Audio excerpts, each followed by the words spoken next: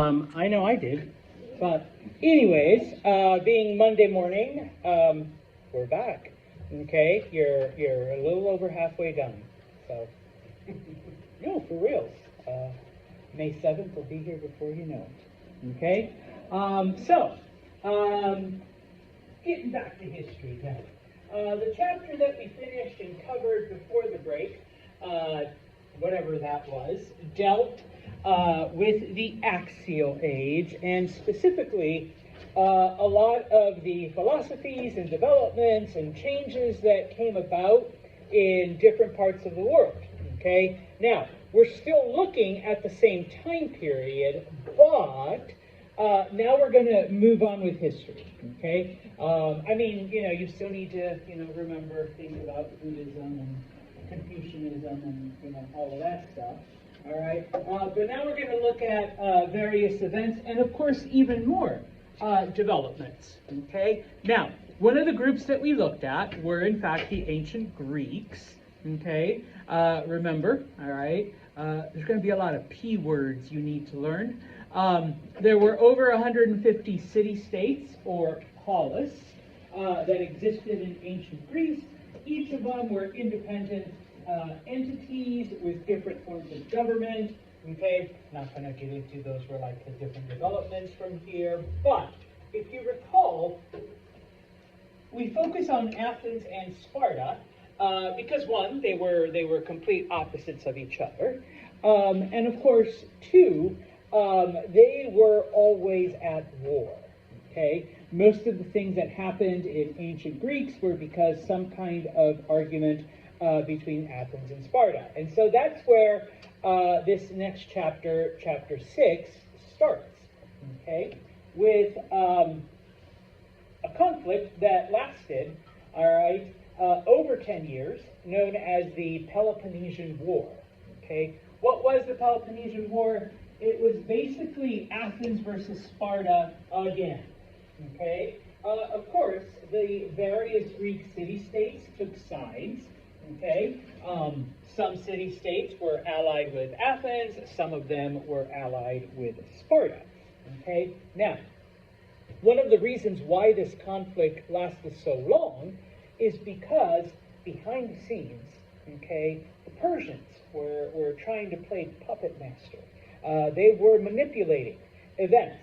Anytime there appeared to be some semblance of peace, or one side maybe was willing to negotiate, the Persians would come along and stir a couple of things up, because obviously they're trying to get revenge, even after over 100 years, because these happened like almost 120 years later, because of their defeat way back, in the, conflict against the Greek city-states.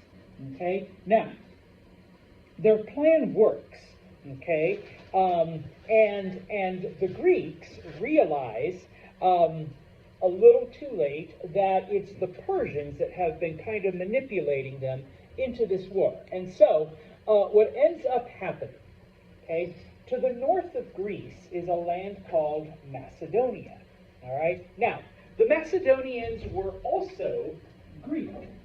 Okay, they were also Greek peoples, but they weren't as sophisticated. They weren't as educated.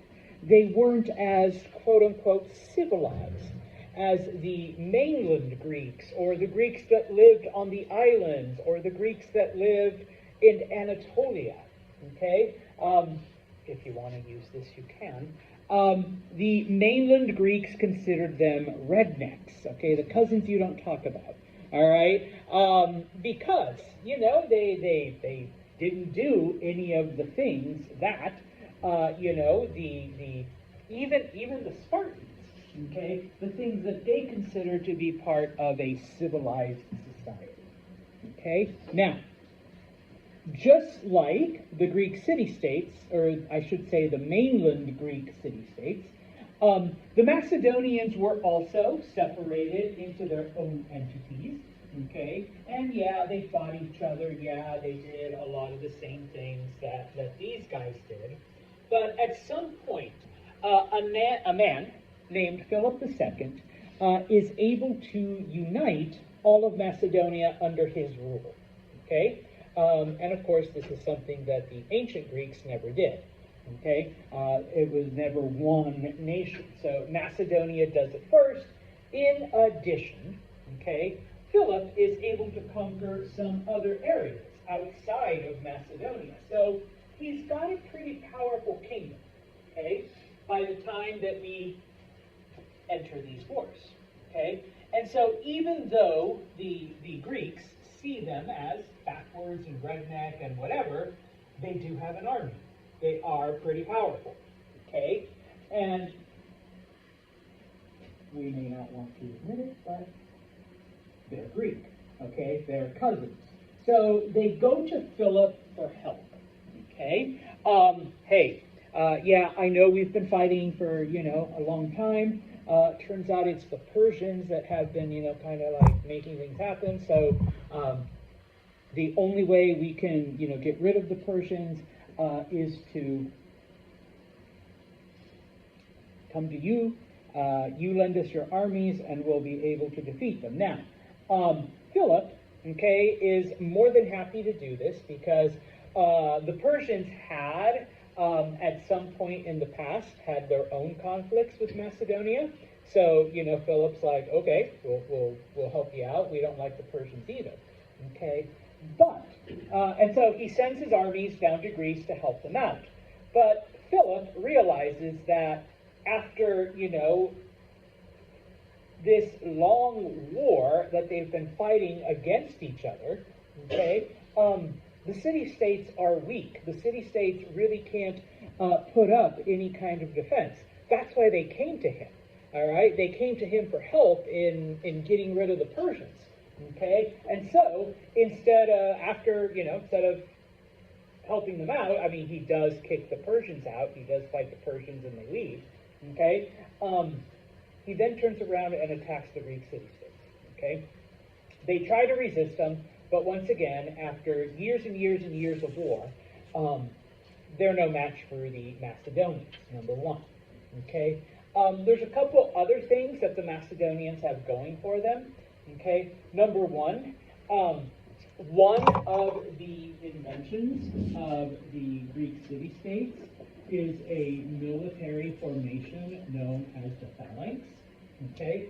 And I showed you, hopefully you remember, a small video clip of what the phalanx was. You have soldiers lined up, okay? They have like a spear, a pokey stick, and then a shield, all right? It's like a little armored, like a little armadillo-type tank with spikes, okay? Because you've got this heavy defense. Philip takes the Greek phalanx and he adapts it. And we get the Macedonian phalanx because he not only makes it bigger, adds more men, but he makes the spears longer. Okay? And so even though the Greeks were the ones who invented it, okay, they have no clue. They don't have the manpower. They don't have the resources to defend against, this new thing, number one. In addition, now, that's not to say that other armies didn't have cavalry, and just hopefully everybody knows, what do we mean? What is cavalry? Horses. Yes, okay, soldiers on horses, okay? Armies have had it for thousands of years, okay? Ever since those hordes would come down from Central Asia and attack people.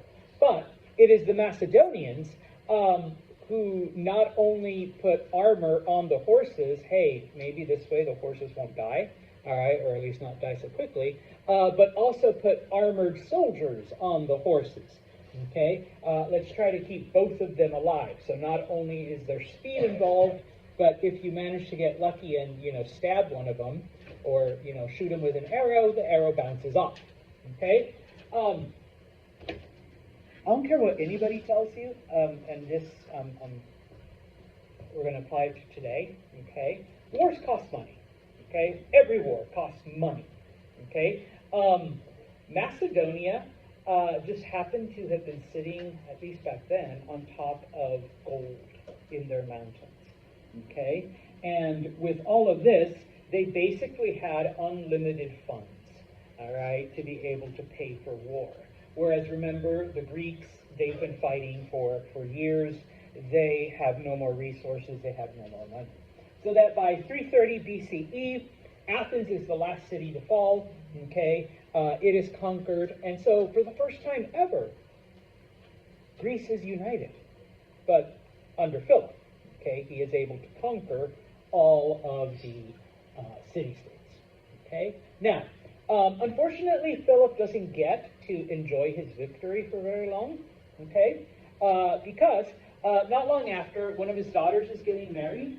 She does, okay, to some whatever, not important. But at the wedding feast, he is stabbed in the back, okay, literally, okay? He's assassinated at his daughter's wedding, all right? And so his 14-year-old son, Alexander, becomes the new ruler of Macedonia. Alexander would go on to become Alexander the Great, okay? Now,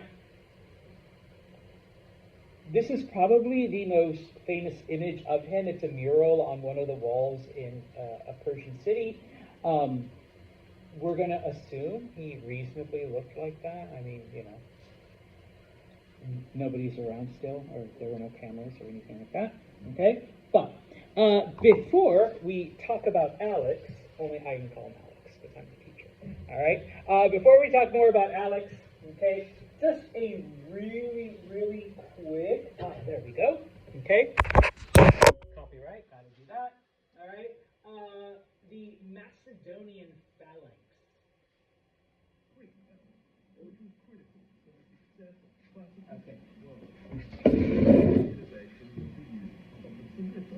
A 6-meter pipe which could wound and kill enemies from a distance. It was famously commanded by Philip's son, Alexander the Great, during the conquest of the Achaemenid Empire between 334 and 323 BC. The original Greek phalanx was a 10 by 10 formation with very few experienced troops. However, the phalanx was later changed by Philip to a 16 by 16 formation, where he increased the amount of training required for the infantry. The phalanx now required constant drilling, and punishments were given for those who disobeyed. Philip ensured that the Macedonians were provided with set uniforms that gave each soldier a sense of unity and solidarity. Each individual unit also had its own commander to better promote communication between the soldiers. Each soldier carried a sarissa as his primary weapon. It was 6 meters long and weighed 15 pounds. The sarissa was carried in 2 pieces before a battle, and then slid together when it had to be used. At close range, the phalanx could keep enemies at a distance, with the weapons of the first 5 rows all projecting beyond the front of the formation. The second weapon was the ziphos, a small short sword used for close combat. If enemies became too close for the phalanx to be effective, the Macedonian phalangites would use the ziphos to fend off enemies. Their shield was carried by a sling over the shoulder to free up both hands to wield the sarissa. All of the armor and weaponry a phalangite would carry totaled to 40 pounds, which was 10 pounds less than the weight of traditional Greek hoplites. The phalanx worked best on flat, unbroken land, and this is why Alexander the Great was so successful against the Persians. This is because Persian geography was generally quite flat and open, which allowed Alexander and his phalanx formation to continue his conquest east towards India. After the death of Alexander the Great, Okay, spoiler alert, he conquers India, or Persia, and he dies. But before we get to that, okay, so as you know, so before we get into this, original Greek phalanx was 10 men by 10 men. Philip changes it so that it is now 16 by 16, okay? The original length of the spear of the sarissa was 10 feet. And I don't know why they gave it in meters, and I'm not the greatest at converting, but it's about 18 feet, okay, 18 feet long. So you're not going to get anywhere near the Macedonians before you're like poked, okay? And I love the graphic of like, 3 Greek soldiers being like carried on the spear. So basic, before they even get close. Okay, so he obviously makes changes and developments that allow him to defeat the Greeks. But anyways, back to Alexander. Okay, he takes over. All right, and after his father's death, first thing he does is he invades Persia. Okay, now, why would he do this? He's just become king. They've just finished conquering all of the Greek city-states. Okay, couple things. We're not 100% sure because, like, he didn't keep a diary. Today I'm going to invade Persia because, and then, like, tell us. Okay. Number one, we know that Philip already had plans to invade Persia. And so most historians think, and this seems to be the most logical conclusion, is that he just wanted to continue with his dad's plans. Okay, that was the original plan for Macedonia. We're going to keep doing it. Okay. There were rumors that it was the Persians who had Philip assassinated. We don't know, obviously, because it's like thousands of years later, how true this was, if it really was them or not. But we think that Alexander believed some of those stories, and so part of the reason why he would invade Persia was as revenge. Okay? We know, as I mentioned, that the Persians at one point had attacked not just Macedonia, but some of the lands that the Macedonians had conquered outside of Greece, specifically one area called Thrace. And the Persians really, really seemed to want it. So, and this is another thing that historians think is probably like, a big reason why, is because if we're ever going to get the Persians to stop, attacking Thrace, we need to take them out completely. And then finally, and this is the least credible one, but a lot of people have actually written about this. His mom. There's some stories about some like icky relationship between Alex and his mom, all right, which, I don't know, everybody always throws in some Freudian stuff and some Oedipal stuff that, like, there was like, yeah, something along those lines. We don't know if that is a thing or not. Once again, he didn't leave his diary saying hooked up with mom last night, gross. Nothing like that. But there are some rumors about it. In this case, there was a movie made, and I forget who the actor who played Alexander was, but the mom was played by Angelina Jolie. Thank you. Of course, Kenny saw that one. No. And the director took that perspective. And so when you see, like, Angelina and Brad, like, it's like they're, damn, it's, that's not what moms and sons should be doing. All right. Kind of like that video of that, high school football player and his mom, like, jumps on him and, wraps her legs around him. Yeah. And the hero's like, yeah, I know, I've seen it. Type of thing. Yeah. It was gross, but some people think, no, mom told them invade Persia, and so he did, okay? The things that we do know about Alex, okay? Number one, he was highly educated, okay? Despite the reputation that Macedonians had for being, rednecks and backwards and, uncivilized, Alexander was, a smart guy, number one. Number two, Philip had brought in Aristotle, all right, the Greek scientist and philosopher, to be Alexander's private tutor, all right?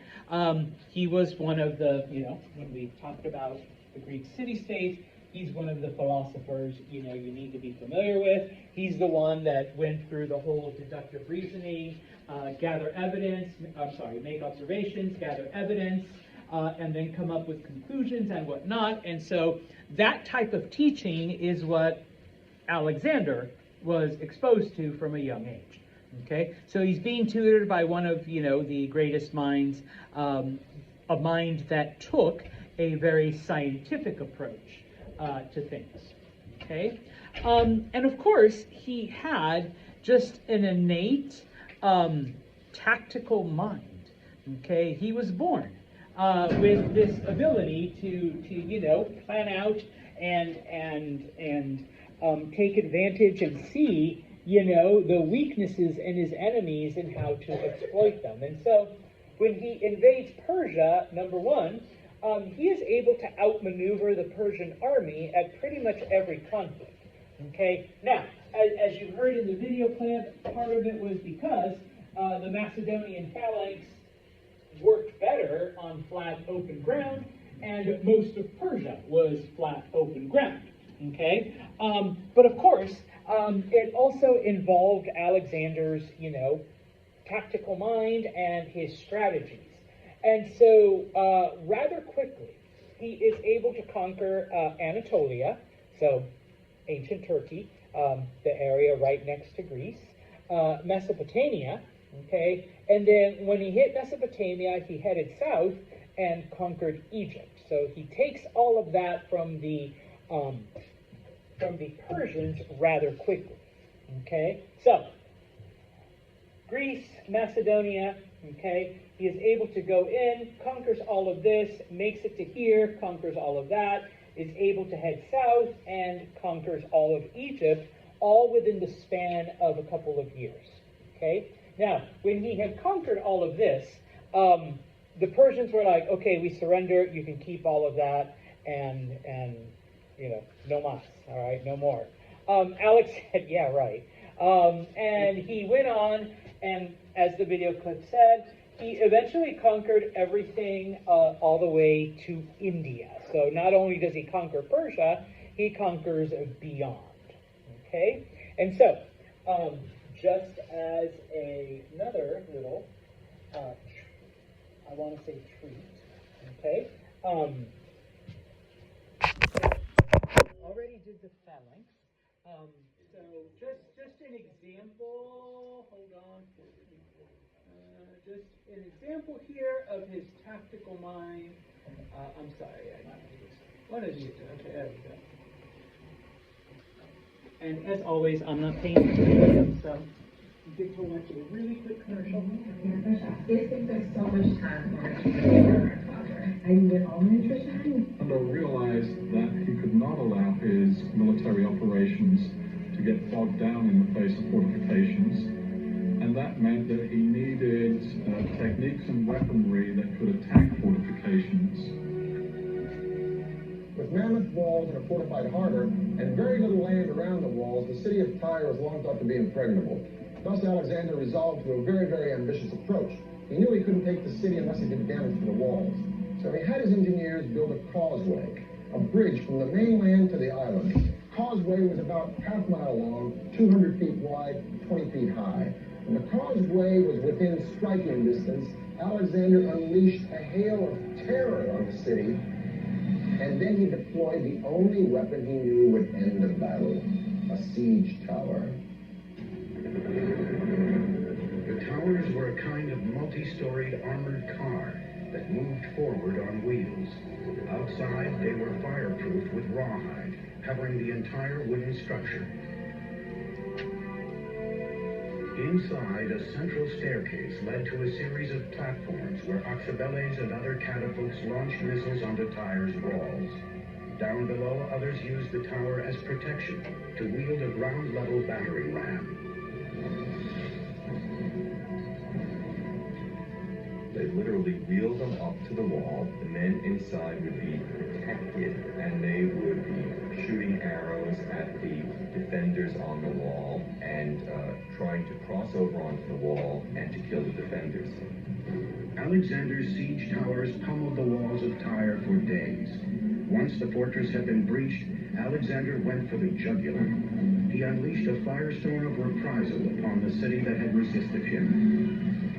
The assault itself would really be a terrifying experience for everyone involved. The only way to signal would be through trumpets. You have to imagine trumpets blaring, a tremendous noise of men attacking, flags blowing in the wind on the battlements of the city that was under attack. I think it would have been an extraordinary scene. Alexander resumed his trek southward through Palestine. His confidence soaring, he now... Alright, so he has to attack a city that's on an island, okay? So in order to do that, number one, he builds a little bridge to go across, and then he has these towers built that basically roll on logs, and he rolls them up against the wall, and then just, pummels them until the walls collapse and his men are able to attack the city. Okay? And I know to us that, okay, whatever, Santos. But, once again, something that back then nobody had thought of. Okay? And so, as the video clip kind of ended, okay, and as I've mentioned before, he continues his conquest, heads into Egypt, okay, conquers all of Egypt. The Persians offer a surrender. He says, hell no, all right, and he continues. He goes into Persia. He conquers all of Persia. He continues his conquest beyond the traditional Persian homeland. Eventually, he gets to what would today be Afghanistan. That is the easternmost part of the Persian Empire. Okay, that's where Persia ended. But there's just stuff over there. Okay, he's made it to the Indus River. Okay, the Indians, of course, by now have heard stories of this massive army coming at them and how the Persians are unable to stop them and all of this stuff. And so he meets an Indian army at the edge of the Indus River. The Indians have brought with them, though, something that Alexander and his men have never seen, and that is elephants. Okay, we have war elephants. Maybe these giant monsters with funny noses are going to scare them, okay, into retreating. Well, it doesn't happen. Alexander, basically, he's like, okay, a phalanx isn't going to work against elephants. He basically just sends his cavalry, to the back, and then they attack the elephants from behind. Okay, and that, that defeats them. Okay, now, once they defeat the Indian army and they're getting ready to attack the actual heart of India, his men say, we have had enough. We're done. This is over. Because Alexander wanted to keep going and conquering as much as he could. All right? He was obsessed with conquering the world. FYI, and I know it took us 3 slides and 2 video clips, but it has been 10 years, okay, since the Macedonians and Greeks have left, okay? They have been gone for 10 years. They've been fighting for 10 years. They're homesick. They're tired. They're sick of this. They want to go home, all right? And so, basically, all of them refuse to continue fighting. There's not a whole lot Alexander can do, okay, when all of the men, including many of his officers, just don't want to go any further, okay? So, he's like, fine.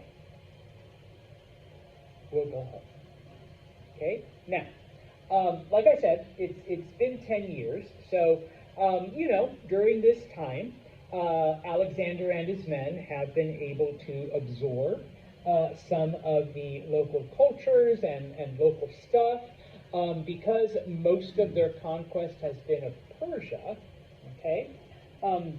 This is one of the things that Alexander comes to admire, okay, is various aspects of Persian culture, okay? He loves it. He thinks it's awesome, okay? And so, as, he's making his way through Persia, he, little by little, begins to dress, more Persian. He begins to act more Persian. He begins to, eat Persian food and adopt all of this. Okay? He thinks Persian women are beautiful. Okay? And oh, by the way, remember, Persia, ancient Persia is one of the cultures that allows men to have more than one wife. Okay? What's the only catch? Yes, he has to be able to support them all at the same standard, at the same equally. Can't tell wife number one, you're going to get everything, but sorry, wife number two, you're only going to get half, and poor wife number, wife number three is just abandoned, whatever. Okay, no, they all need to have same house, same clothes, same everything. He's Alexander, okay? He is like the ruler of most of the known world.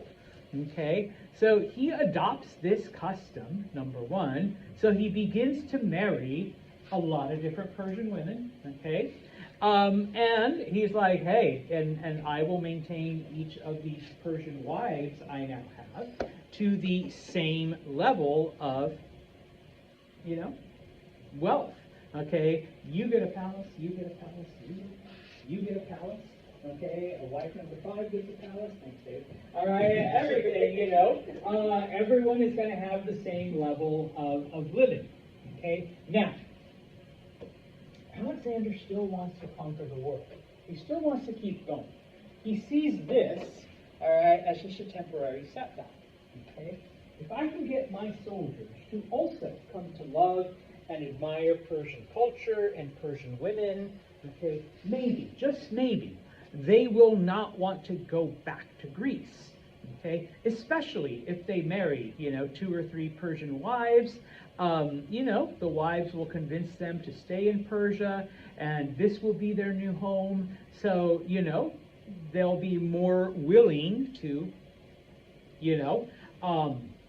continue conquering. In addition to that, you can't expect someone to move into a new place and completely abandon all of the stuff they grew up with. So he begins to build Greek cities in Persia. All right, here's where we get to the important part. Okay, Alexander and his men bring a lot of aspects of Greek culture into the areas that they conquer. And yes, some of them do marry Persian wives, but they teach them about their Greek heritage as well, okay? And so, they have children who are part Persian, part Greek, and of course, all of the things that, these Greek and Macedonian soldiers had grown up with is now a part of Persian society. And just FYI, and archaeologists discover this when they dig up these cities in the middle of nowhere, and they're Greek. It's like, how the hell did a Greek city get out into the deserts of Afghanistan? Okay, what happened? Well, it was one of the many Greek cities that Alexander builds in those areas. And of course, he's Alexander, so they're all named Alexandria. Okay, the most famous one is in Egypt, but trust me, there were at least 20 cities named Alexandria that were all built by Alexander. Because if you're going to build a city, you name it after yourself. Okay? This is another image of Alexander, supposedly. Okay? By now, he's grown facial hair. Okay? So, anyways, back to Alex. Okay? In 323 BCE, Alexander dies in the city of Babylon. Right? We don't know what really happened. The only record that we have just says he caught a fever. He's kind of okay. Nope, he's getting worse. And then like 2 weeks later, he dies. Okay? He was only 32 years old. All right? Because remember, he became king when he was like 14, 15. It's when he started leading his dad's armies. Okay? We don't know literally what happened. Okay? Because typically healthy 32-year-olds don't just catch a fever and die. Typically. Okay? So obviously there's like a lot of theories, all right, about, maybe he was assassinated, maybe he was poisoned, maybe whatever. He was out for a walk, he got bitten by something, all right? Nobody really knows. All that we know is that he dies, number one. Number two, he hasn't designated an heir. Okay? He hasn't said who is going to succeed him. Okay? Because typically when you have a king, who's going to be the next king? Which son? Yeah. He has a lot of sons. He has a lot of wives. Is it the first son from the first wife? The first son from the second wife? The first son from the third wife? Okay, yeah. Each one of them, okay, have a legitimate claim, let's say, to the throne. Okay. What ends up happening, though, okay, is basically the empire falls apart. Number one. Okay, it completely dissolves. Okay, number one.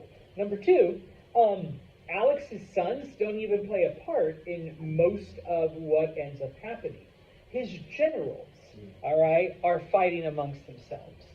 Okay, they're the ones that actually control the armies.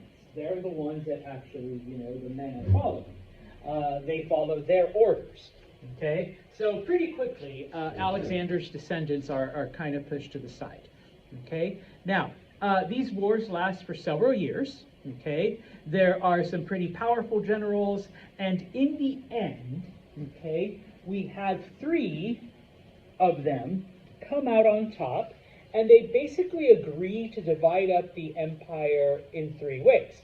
Okay, now that's not to say that there aren't other, little groups out there. There aren't other, people that try to fight for control, but Alexander's kingdom basically gets broken up into three.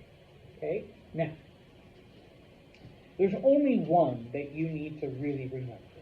Okay, it's not really this one. Okay, so number one, his general Seleucus, basically takes over most of what was the Persian Empire.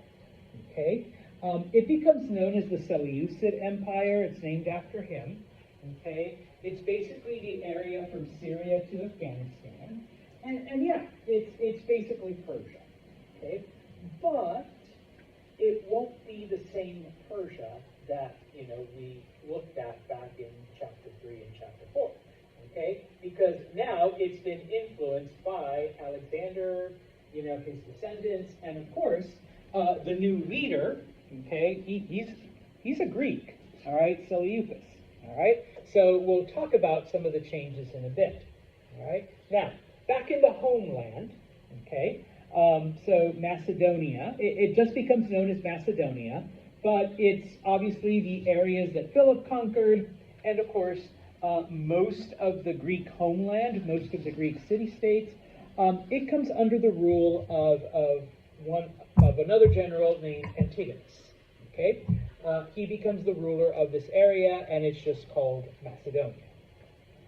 You really don't need to remember that one.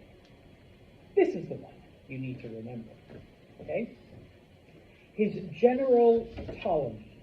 Okay, Mr. Santos, why is that P there? Because Greek words love to have silent P's, like psychology, and shit like that. Sorry, and crap like that. All right. If you don't know how to spell Ptolemy, don't worry. As long as there's a silent P in there, and I can tell what you're trying to write, you're good. Okay. Now, Ptolemy ends up ruling Egypt and some of the lands around it. Okay. FYI. He's like the great grandfather of Cleopatra. All right, this is Cleopatra's family. Okay, eventually people just end up calling them the Ptolemies, even though there was no family names, back then. But this is where Cleopatra comes from. So Cleopatra wasn't actually Egyptian. She was Greek Egyptian type of thing. Okay, but, all right, why? Why are we focusing on Egypt? Why do I want you to remember that Ptolemy, eventually comes over Egypt? Well, first the map, just so you see the divisions then. Everything in pink is the Seleucid Empire that gets taken over by Seleucus. Okay. The blue and the orange becomes Macedonia. That's what Antigonus takes over. And like I said, Ptolemy, and it's not just Egypt, but some of the lands, some of the areas outside of Egypt as well. Everything else either becomes its own independent kingdom or one of the minor warlords that rises up, eventually takes over those areas. Okay? Now, why do we focus on Egypt? Number one, okay, it lasted the longest. All right? Eventually, Macedonia is conquered by Rome.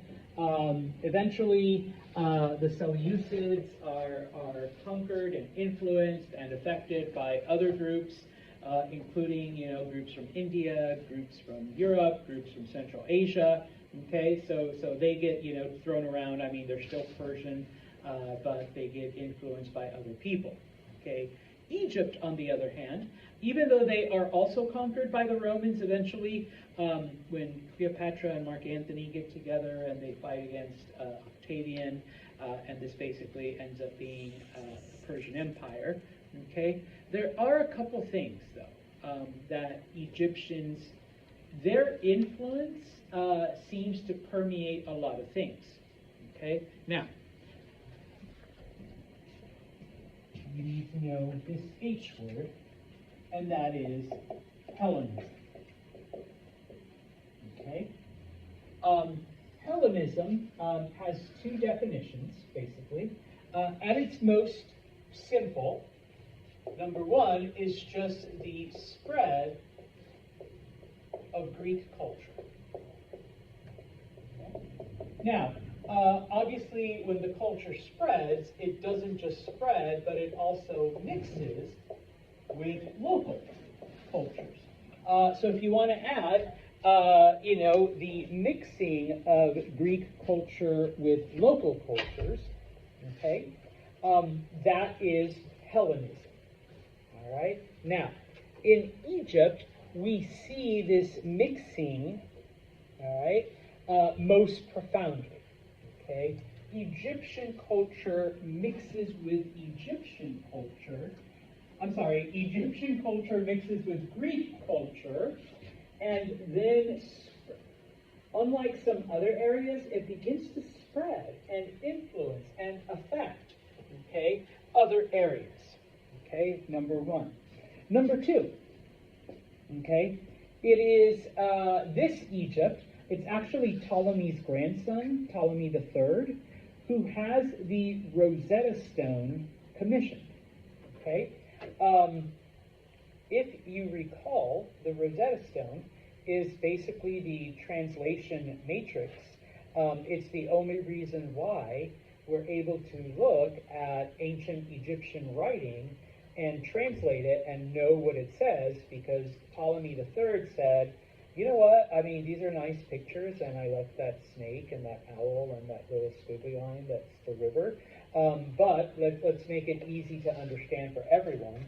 And so, the rock has, hieroglyphic, hieratic, and then, of course, it has Greek, okay? And fast forward, a couple thousand years, Napoleon finds this big rock, and people are like, what the hell is this? Nice pictures, and this looks like Greek. And oh, by the way, it looks like the Greek corresponds to the pictures, so now we have a way to translate all of the pictures that we have found inside these pyramids.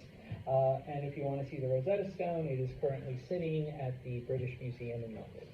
Okay, so thanks to them, we know what all of the pyramids are saying. Okay, one of the Alexandrias that he builds, all right, is in Egypt, and it becomes number one, it's the capital of this Egypt, but it becomes the center of knowledge and learning and study and academics. The Library of Alexandria becomes like the most famous in history for, all of the records that it possesses. Okay? Now, okay, we will talk about this. we begin to see Egyptian religion, okay, and all of their gods and all of their like rituals and stuff, little by little begin to be affected by Greek religion. If you recall, okay, one of the things about those ancient Greek city-states, I almost said gritty states, Greek city-states, is that they humanized their gods. Okay, remember Ra had like a snake body and cat head and like all of that. Okay, Zeus. All right, he had better muscles than I did, but looked like this. Okay, Apollo. Okay, here we'll use the ladies.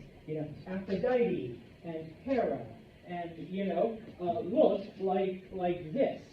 Okay, and so we're going to see now, okay, that Egyptian gods are going to change, and Egyptian theology is going to mix with Greek theology, and we're going to end up with some, interesting belief systems. And those belief systems are going to spread into other areas. Now, we're also going to get Egyptian belief influencing, Greek stuff. And this is kind of where we also, once again, going back to Alex and his mom, get some of those ideas, because the Ptolemies, okay, yes, they do intermarry with Egyptians, okay, but at some point they're like, no, we need to keep our bloodline pure. All right, we can't, allow some weirdo nobody, sorry Ed, to marry into the family and then maybe take over. Okay, so they begin to marry within each other. Okay, cousins marry cousins, and uncles marry nieces, and aunts marry nephews, and stuff like that. I know, Mars, but if your family has any European royalty in it, all right, in Europe they did the same thing. Cousins married cousins, and World War I, like all the kings, they were all first cousins. Okay, because they all just married each other, and the Habsburg family who ruled Austria, they eventually called it the Habsburg jaw, because after hundreds of years of marrying your cousins, they were all kind of semi-deformed-ish. Okay, they didn't have like a third head or fifth eye or something, but they developed. Anyways, the Ptolemies eventually, this is where we get that idea of marrying your uncle or your cousin or whatever. Sometimes you'd even get brother marrying sister. Okay, but that was not as frequent. Typically it was cousins. Okay.